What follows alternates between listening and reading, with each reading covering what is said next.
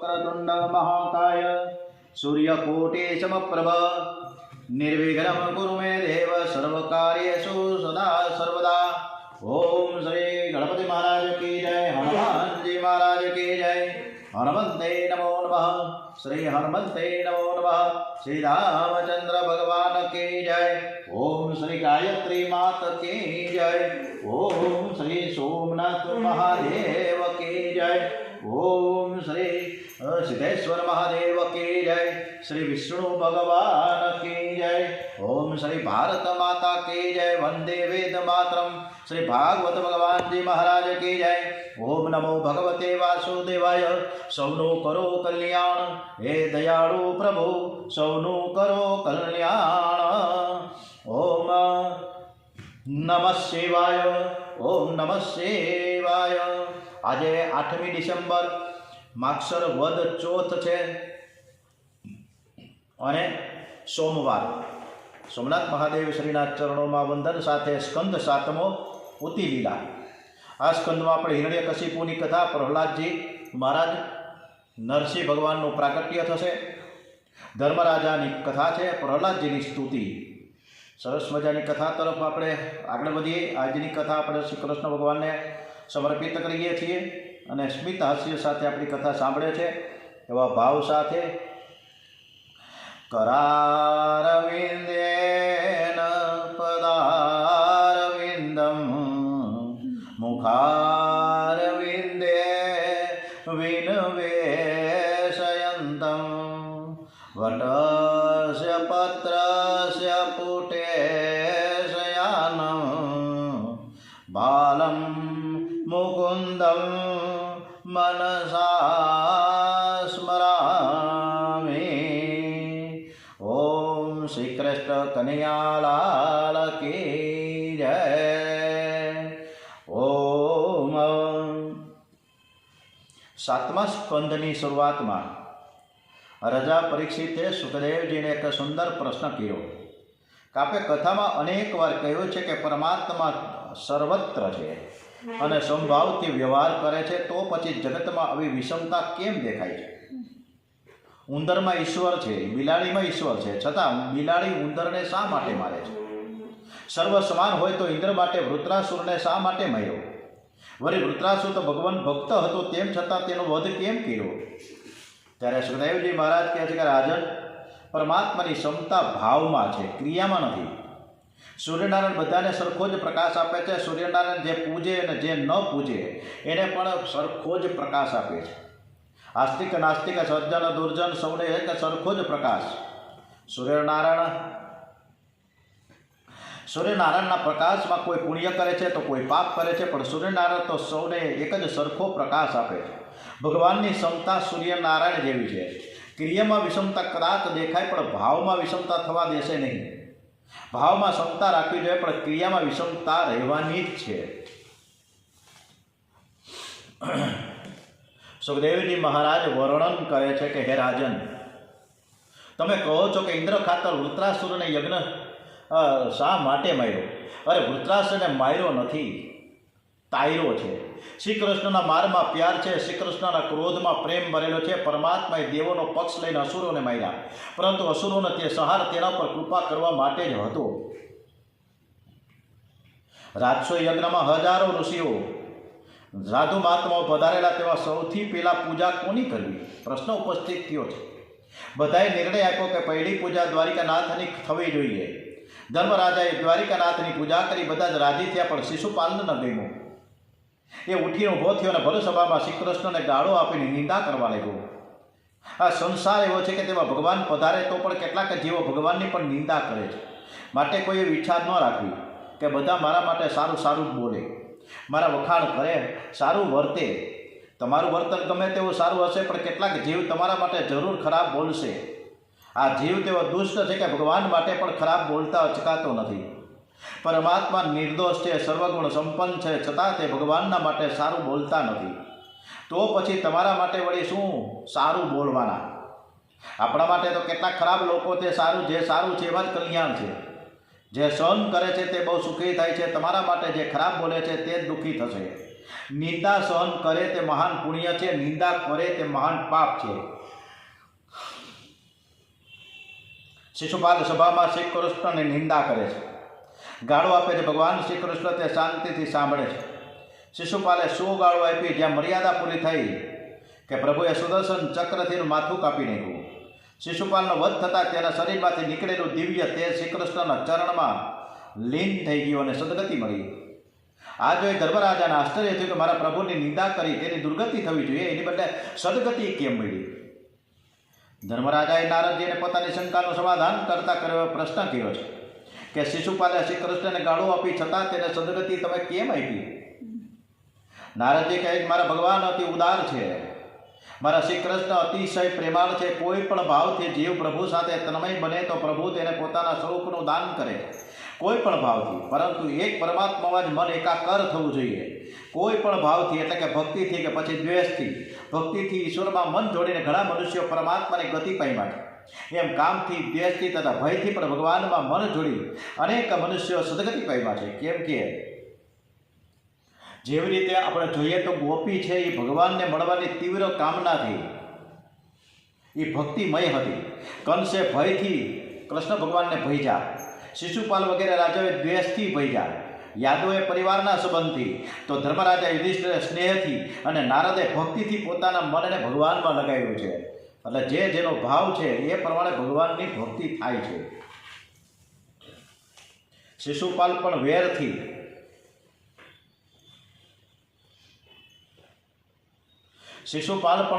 શ્રી કૃષ્ણનું સ્મરણ અને ચિંતન કરતો હતો. હથોડો કદાચ પારસમણીને તોડી ફોડી નાખે તો પણ પારસમણી હથોડાને સોનું જ બનાવે. પારસમણી લોઢાને સોનું બનાવે છે, પણ પારસમણી લોઢાને કંઈ પારસમણી ન બનાવી શકે અને બનાવી શકે પણ નહીં. પરંતુ મનથી શ્રી કૃષ્ણને જે સ્પર્શ કરે છે તેને શ્રી કૃષ્ણ બનાવે છે. નારદજીએ જય વિજયના 3 જન્મોની કથા સંક્ષેપમાં કરી. જય વિજય પહેલા જન્મમાં હિરણાક્ષ અને હિરણ્યકશિપુ થયા. બીજા જન્મમાં રાવણ અને કુંભકર્ણ થયા. અને ત્રીજા જન્મમાં શિશુપાલ અને દંતવક્ત્ર રૂપે જન્મ્યા છે. ત્યારે ધર્મરાજા નારદજીને પૂછે છે કે આ પ્રહલાદજીને કથા મને વિસ્તારપૂર્વક સાંભળવાની ઈચ્છા છે. પિતા પુત્રને મારવા ગયો. પ્રહલાદજી તો મહાન ભગવત ભક્ત હતા, છતાં હિરણ્યકશિપુને તેને મારવાની ઈચ્છા કેમ થઈ એ કથા મને તમે સંભળાવો. નારદજી કહે કે વરાહ નારાયણે હિરણાક્ષનો વધ કર્યો ત્યારે દીતીને ઘણું દુઃખ થયું. હિરણ્યકશિપુ માતાને શાંત થવા કહે છે. તે સમય અને સંજોગને પારખે છે. એ મનમાં વિચાર કરે કે આજે વિષ્ણુ સાથે લડવા નહીં દઉં. હું લડવા નહીં જાઉં, પહેલાં હું બ્રહ્માજીનું તપ કરીશ. મને અજર અમર થવાનું વરદાન આપશે ને ત્યારે હું વિષ્ણુ સાથે યુદ્ધ કરવા જઈશ. મને કોઈ મારી શકશે નહીં, પરંતુ હમણાં મારે કંઈ બોલવું નથી. માને સમજાવી. હિરણ્યકશિપુ મંદરાચલ પર્વત પર તપ કરવા જાય છે. હિરણ્યકશિપુની પત્નીનું નામ કયાતુ. હિરણ્યકશિપુ પત્નીને મળવા જાય છે ત્યારે પત્ની પૂછે છે કે તમે તપશ્ચર્યા કરીને ઘરે ક્યારે આવશો? ત્યારે હિરણ્યકશિપુ કહે હું ઘેર ક્યારે પાછો આવીશ એ તો કંઈ નક્કી નથી. 10,000 વર્ષ તપ કરી પછી અનેક સિદ્ધિઓ હાંસલ થશે બાદ જ હું ઘેર પાછો ફરીશ. આ કથાનો ઉલ્લેખ ભાગવતમાં કર્યો નથી, પણ વ્યાસજીએ વિષ્ણુ પુરાણમાં આ કથા લખી છે. હિરણ્યકશિપુ બ્રહ્માજીના મંત્રનો જપ કરવા લાગ્યો છે. અન્નજળનો ત્યાગ કર્યો. સ્થિર આસને બેસીને એકાગ્ર કરીને તે બેઠો છે. આથી દેવો ગભરાયા. એણે બૃહસ્પતિને પ્રાર્થના કરી કોઈ પણ રીતે હિરણ્યકશિપુની તપશ્ચર્યામાં વિઘ્ન નાખો, એના તપનો ભંગ કરો. બૃહસ્પતિ પોપટ રૂપે મંદરાચલ પર્વત ઉપર આવ્યા. હિરણ્યકશિપુ જે જગ્યાએ તપ કરવા બેઠો હતો તેની નજીકના એક ઝાડ ઉપર બેસીને નારાયણ નારાયણ નારાયણ નારાયણ બોલવા લાગ્યો. હિરણ્યકશિપુ મંત્રનો જપ કરવા લાગે કે પોપટ નારાયણ નારાયણ નારાયણ બોલે. હિરણ્યકશિપુને થયું કે જે વિષ્ણુને મારવા માટે હું તપશ્ચર્યા કરું છું એનું આ પોપટ વારંવાર નામ લઈને ઉચ્ચારે છે. ખરા સમય આ પોપટ એવો ક્યાંથી મળતો પણ નથી. આજે તપશ્ચર્યામાં બેસવા માટે શુભ દિવસ નથી, ફરી ક્યારેક આવીશ એમ વિચારી તે કંટાળીને સાયંકાળે પાછો પોતાના ઘેર આવતો રહ્યો. હવે કયાતુને હિરણ્યકશિપુ એ જ દિવસે પાછો આવેલો જાણીને ઘણું બધું આશ્ચર્ય થયું. પરંતુ તે પતિનો ક્રોધી સ્વભાવ જાણતી હતી, તેથી મૌન રહી. પતિની ખાનગી વાત જાણવી હોય તો કયાતુને ગુરુ માનજો. ભોજનમાં વશીકરણ હોય છે. નોકરોને આજ્ઞા કરી મારા પતિદેવ માટે હું જ રસોઈ બનાવીશ. એ માનસશાસ્ત્ર જાણનારી સ્ત્રી હતી કે પતિને કેવી રીતે પ્રસન્ન કરવો, લોભીને વશ કરવા દ્રવ્યને કામે લગાડવું પડે. હિરણ્યકશિપુ અભિમાની છે માટે તેને વશ કરવા તેના બહુ જ વખાણ કરવા જોઈએ. ભોજે કાલિદાસને એકવાર પૂછેલું કે આ દુનિયામાં ખાંડ કરતાં વધારે ગળ્યું શું? ત્યારે કાલિદાસે ફટાકા દઈને જવાબ આપ્યો કે સૌથી મીઠામાં મીઠું હોય કોઈ પણ વસ્તુ હોય તો વખાણ છે. બધાને વખાણ બહુ જ ગમે. કોકની આપણે નિંદા કરીને મોઢે મોઢે કાંઈ કંઈ ફરિયાદ કરીને કે કોઈના બધાના મોઢા ચડી જાય, કોઈને ગમતું નથી. આ કયાધુએ પતિ માટે જાતે રસોઈ બનાવી તેમની પાસે બેસીને જમાડવા લાગી.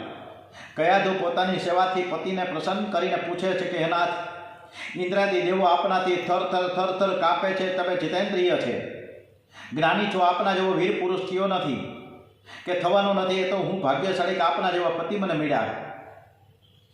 આપ ધારેલું કામ પાર પાડ્યા વગર તો કોઈ દી પાછા ફરો જ નહીં. અને આજે તમે વહેલા વહેલા આવી ગયા.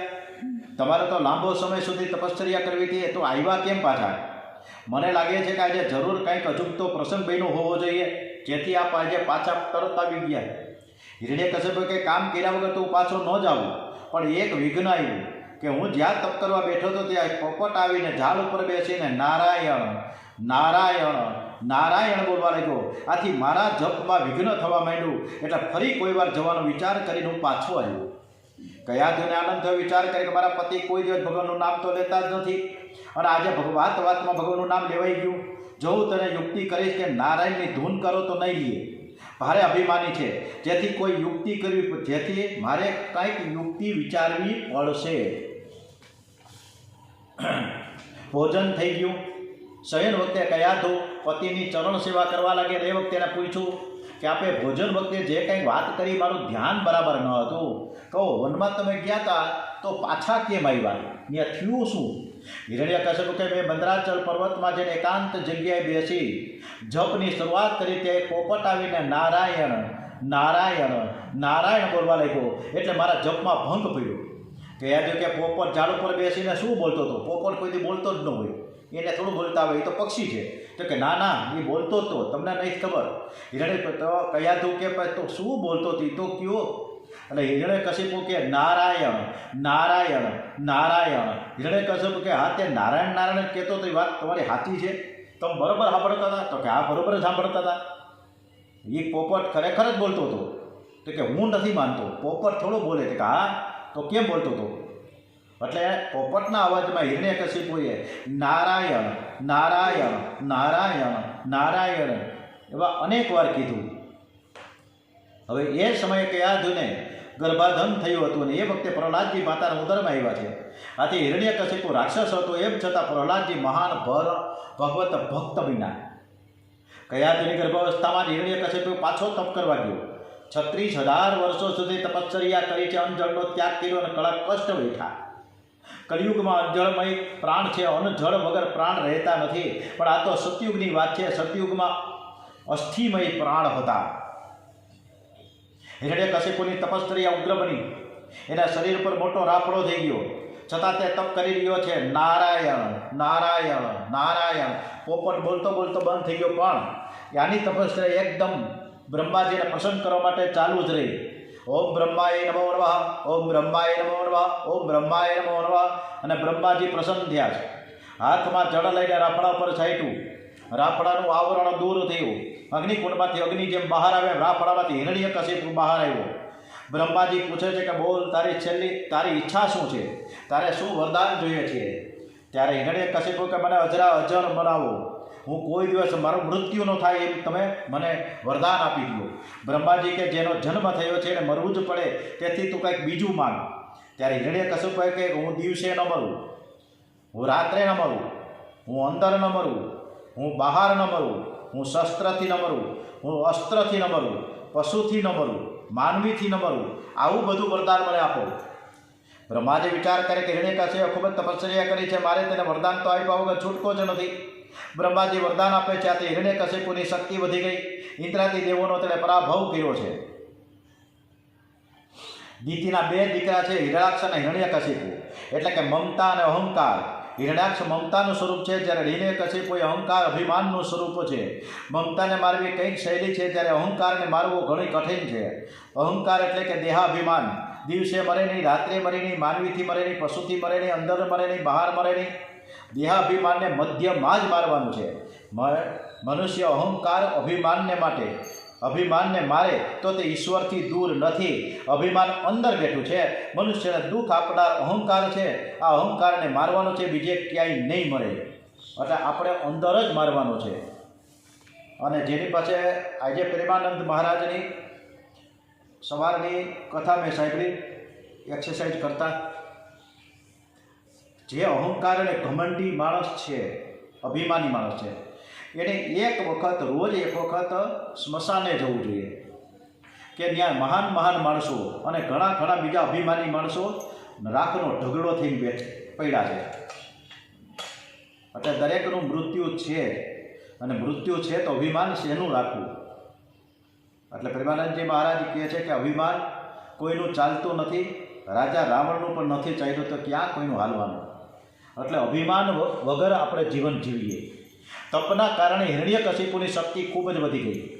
તે આ શક્તિનો ઉપયોગ દેવોને રંજાડવામાં અને ભોગ વિલાસમાં કરવા લાગે છે. એના રાજ્યમાં દેવો અને ઋષિઓ બહુ દુઃખી થાય છે. એમણે પરમાત્માની સ્તુતિ કરી. પરમાત્મા કહે, જ્યારે તે પોતાના પુત્ર પ્રહલાદને મારવા તૈયાર થશે ને, ત્યારે હું અવતાર ધારણ કરીશ અને તેને મારીશ. ત્યાં સુધી તમે ધીરજ ધારણ કરો. જગતમાં પતિ પત્નીનો પ્રેમ, પિતા પુત્રનો પ્રેમ સ્વાર્થથી ભરેલો છે. સ્વાર્થ અને કપટ સિવાય બીજું કંઈ આ દુનિયામાં છે જ નહીં. પ્રહલાદજીની ગણતરી છે ને દેવોમાંથી છે. બાપ રાક્ષસ છે તો દીકરો દેવ છે. અને હવે પ્રહલાદજીનો જન્મ અને એ કથા આપણે આવતીકાલ ઉપર કરીશું. ઓમ શ્રી કૃષ્ણ કનૈયાલાલ કી જય. ઓમ.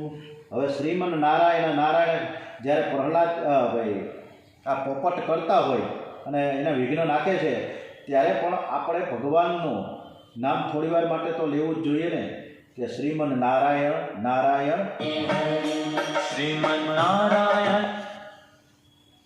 ઓમ શ્રી ગણપતિ મહારાજ કી જય, શ્રી હનુમાનજી મહારાજ કી જય, શ્રી કૃષ્ણ કનૈયાલાલ કી જય, ડોંગરેજી મહારાજ કી જય, શ્રી સુખદેવજી મહારાજ કી જય, શ્રી રામચંદ્ર ભગવાન કી જય, ભારત માતા કી જય. ઓમ વંદે વેદ માતરમ ભાગવત ભગવાનજી મહારાજ કી જય. ઓમ નમો ભગવતે વાસુદેવાય. ઓમ નમો ભગવતે વાસુદેવાય. ઓમ નમઃ પાર્વતી પતય. હર હર હર મહાદેવ.